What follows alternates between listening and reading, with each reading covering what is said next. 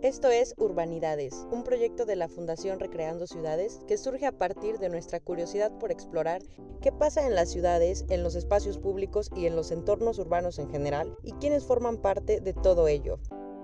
Urbanidad es desarrollar ciudades de manera inteligente. Urbanidad es mi barrio. Urbanidad es no tirar basura. Urbanidad es el arte callejero. Urbanidad en mi parque. Urbanidades Podcast. Comenzamos. Yo soy Frida Telles y les doy la bienvenida a un episodio más del podcast Urbanidades. El tema de hoy está bastante interesante, que independientemente de la ciudad que sea, es un tema de controversia. Y pues es todo lo relacionado a la gestión de la vivienda, si es un derecho o no, cómo ha incrementado el precio de bienes inmuebles que, al menos en mi generación, y no me dejarán mentir los que me están escuchando, que nacieron del 95 a la fecha, pues es un sueño que está difícil de alcanzar. El sueño de la casa propia que cada vez se ve más lejano, comparado pues con la generación de nuestros padres o de nuestros abuelos, que a su corta edad, en sus 20s, pues ya les alcanzaba para ser dueños de una casa y estaba en sus metas a corto plazo. Es decir, iniciaban a trabajar, podían comprar un inmueble y también tenían el poder adquisitivo para ya solventar una familia, ¿no? Ahora, por diferentes factores, esto ha ido cambiando. Ahora se habla de vivienda asequible, de barrios incluyentes, fraccionamientos o condominios cerrados, créditos inmobiliarios, pero ¿cuáles son las políticas de vivienda en México y cómo nos están impactando hoy en día?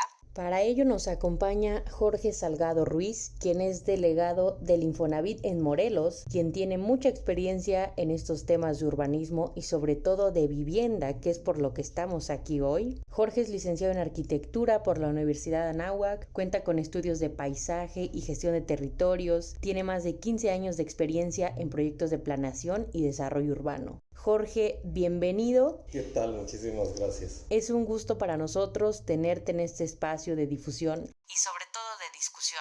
Un espacio que provoca a la reflexión de temas urbanos, que es el podcast Urbanidades. Para empezar, me gustaría que nos platicaras un poco si existen políticas de vivienda en México y, de ser así, a grandes rasgos, ¿de qué tratan? Bueno, claro, por supuesto que existen.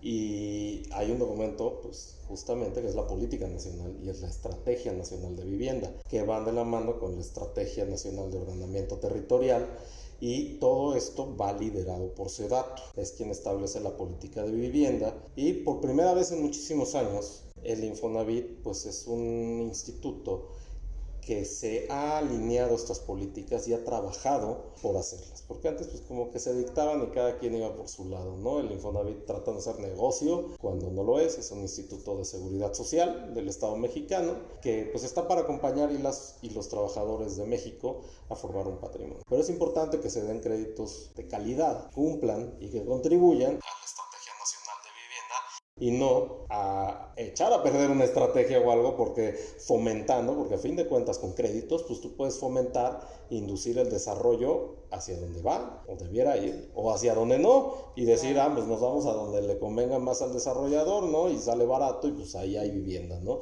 Uno de estas políticas, por ejemplo, es los polígonos que hay de contención urbana donde ya se tiene que demostrar y no se puede dar un crédito, por ejemplo en Infonavit, o mismo dar un estímulo o en cualquier ente que se trate de vivienda si no está dentro de polígonos de contención urbana, que son aquellos que cuentan con servicios, trabajo, transporte, fuentes de educación, de trabajo en un radio de 2 kilómetros. O algunas ciertas excepciones ya cuando estamos tratando casos específicos de vivienda semirural y vivienda rural, pero todo dentro de polígonos de contención para evitar crecimientos desmedidos y que vayamos alargando estos programas de desarrollo urbano y que las ciudades crezcan desmedidamente y de una manera muy difusa. Sí, que estén desconectadas, ¿no? Desconectadas y muy terriblemente, ¿no? Y no solo de los servicios, de fuente de trabajo, o evitar este tipo de aberraciones, como es que es la ciudad dormitorio. Está bonito porque ahí duermen y trabajan acá. Tú vete 1 hora y media en coche, va y viene, y no tengas nada cerca de tu casa. No, y eso afecta la calidad de vida también, ¿no? Porque son tiempos... Todo. Y no solo eso. en las personas de manera individual las afecta en su salud. El urbanismo correcto ya es una cuestión de salud pública. Vas a fomentar hacinamiento en otros lados, vas a fomentar problemas de agua, problemas de cómo vive la gente. Asimismo, pues es de desigualdad. O sea, parte de un factor principal de la desigualdad entre sectores de la población es que las ciudades no son democráticas, no tienen la misma oportunidad el que vive en la colonia fifí al que vive en la colonia tal. Y ¿por dónde voy a poner el servicio? Pues acá, bro, aquí sí pagan chido, ¿no? No se vale ese tipo de cosas. ¿Por qué? Igual, por ejemplo, parte de las políticas nacionales de vivienda, pues justamente atacar el rezago habitacional. Es muy importante definir también qué es rezago habitacional, porque antes faltan casas, ¿no? Construyamos casas de una manera desmedida porque faltan casas. No, al entrar el 2018 había un rezago habitacional de 9 millones de habitaciones. Pues sí, unas era por falta de la existencia de tal vivienda, pero otras era porque la vivienda existe, pero no existe de manera que se pueda identificar como una vivienda adecuada. Quiere decir adecuada, que cuente con servicios, que cuente con, que no tenga filtraciones, que no tenga grietas, que no tenga humedades. Una política, por ejemplo, desde el Infonavit, desde Sedatu, desde la CONAVI, desde el gobierno, ha sido atacar, justo dando, por ejemplo, la CONAVI, llegando a las unidades y a las personas que no tienen una manera de crédito o algo, rehabilitar vivienda. El instituto dando créditos de mejora, no de, pues ya cambia tu casa, porque te conviene cambiar casa. No, bueno, si quieres comprar una casa nueva porque es tu situación, sí, pero ¿qué tal que tienes una casa que te gusta? Por ejemplo, en el estado de Morelos hay un índice donde el 49% de las casas tienen filtraciones, tienen goteras, tienen agrietamientos, no estructurales, pero sí agrietamientos donde van a causar una intemperización y que la vivienda eventualmente no esté en un estado de vivienda adecuada. Para eso, pues, saco un microcrédito, unas tasas preferenciales muy bajas, o, por ejemplo, un producto que tenemos que se llama Mejor Así, sin intereses, para gente sin relación laboral, que aproveche un crédito basado en lo que tuvieron algún día ahorrado en el instituto, y aprovechen para pintar, impermeabilizar, poner la ventana que faltaba. Así es, sí, no, pues casi la mitad estamos hablando, ¿no? De este porcentaje. La mitad de las casas, un realmente. porcentaje altísimo más en Morelos, que tiene pues problemas fuertes. Sí. ¿Sabías eso? Y por ejemplo, en este sentido quisiera preguntarte, pues ya que la vivienda digna en México pues está dentro de la Constitución como un derecho, pero no como una garantía, ¿cuáles crees que sean esos principales obstáculos para lograrlo? Para lograrlo, qué bueno que lo dices, porque también esa es parte de la política. Nacional de vivienda. También cambia un poquito las definiciones. Ya no hablamos de vivienda digna, porque chorro de connotaciones que no va por ahí. Digna, pues sí, puedes vivir con dignidad, pero sin transporte público, ¿no?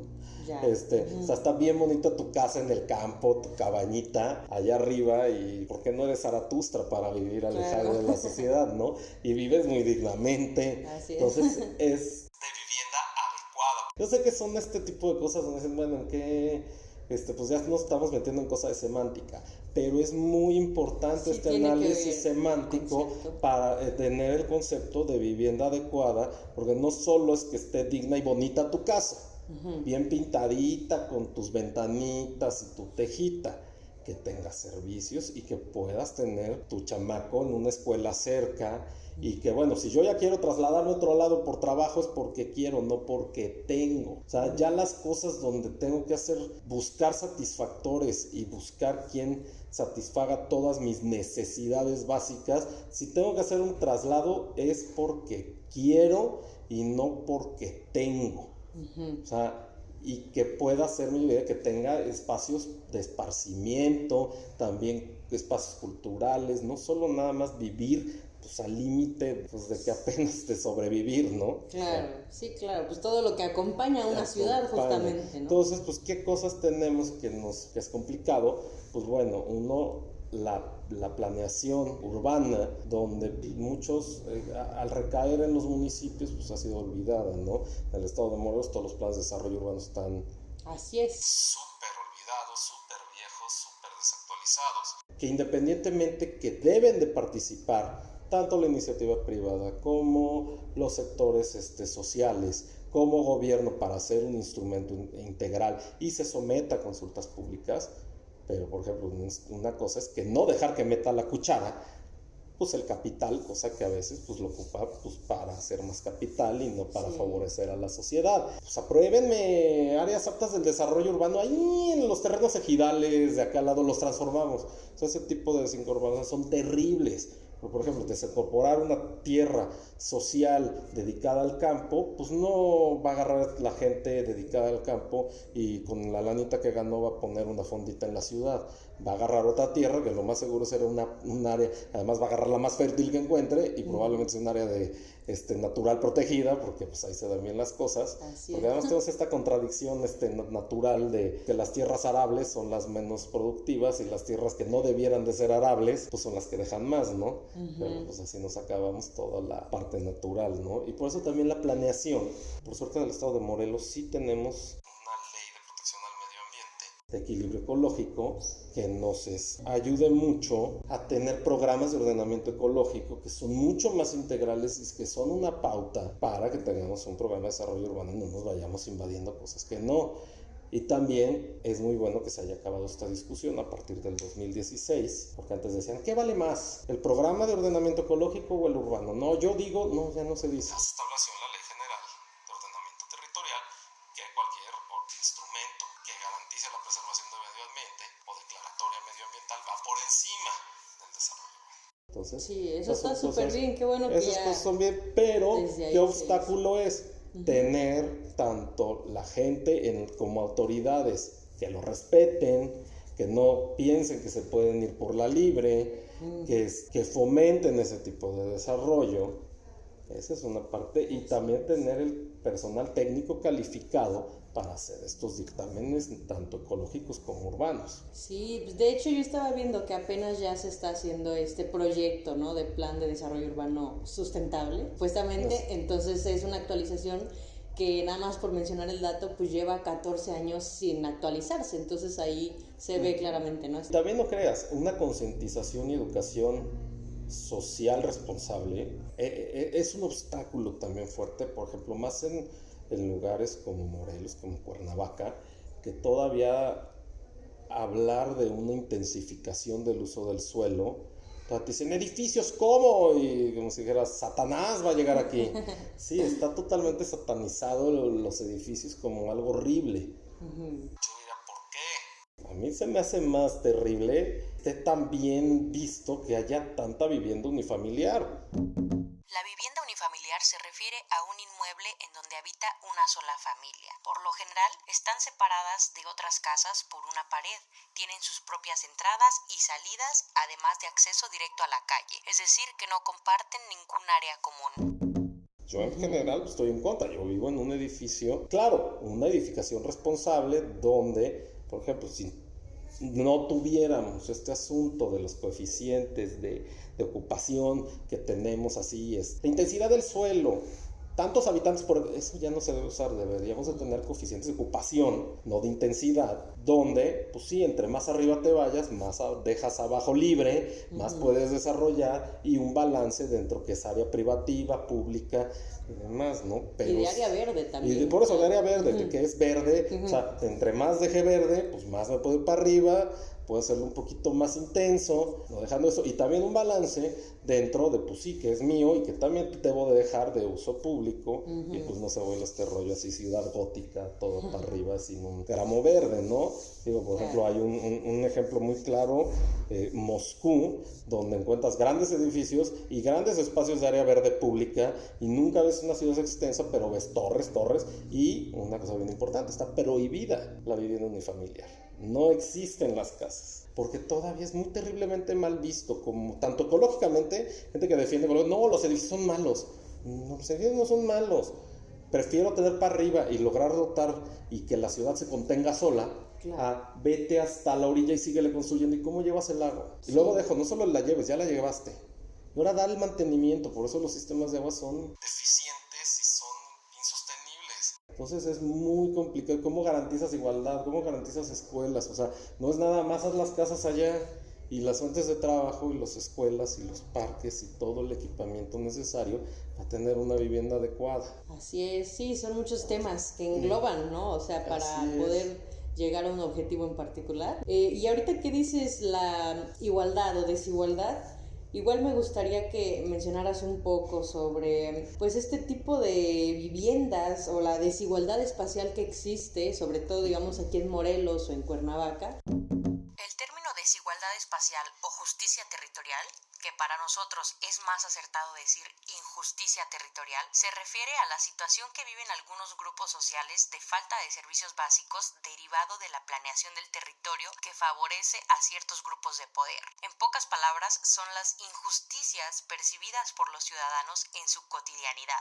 Los servicios básicos deben de estar esparcidos uniformemente en todo el territorio, pero la realidad no es así, dejando algunas zonas desprovistas, marginadas y segregadas, lo que causa una injusticia en el territorio. Para saber más sobre este término, les recomendamos leer al economista Edward Soja.